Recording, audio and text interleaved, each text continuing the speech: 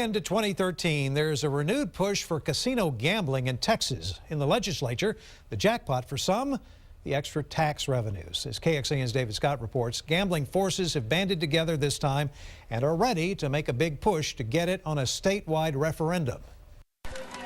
The gaming lobby is doubling down next year, but social conservatives continue to argue that gambling rots the soul and bankrupts the poor. This legislature is going to be looking at serious issues, and if they are going to look for new revenue, prudent revenue that's not going to come out of the folks that can least afford it. It busts people, and the question is whether that's good. The state should be doing that to its own citizens. Pro gamers say gambling would bring new tax revenues, thousands of jobs, billions in investment, and millions of tourists who have been drifting off to Louisiana and Oklahoma.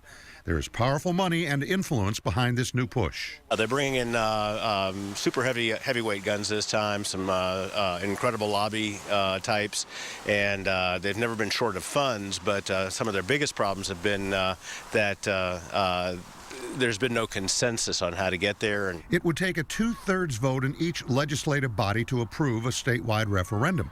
But two recent polls by a Houston TV station and a San Antonio radio station suggest if there is a referendum, it would pass. It's unlikely to get 2/3 unless it conforms to something that the legislature really needs.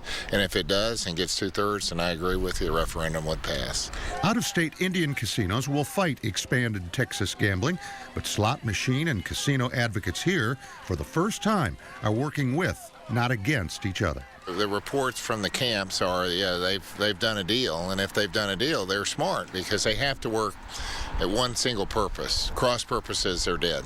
Sometime between January and March, we should see who's holding the high cards.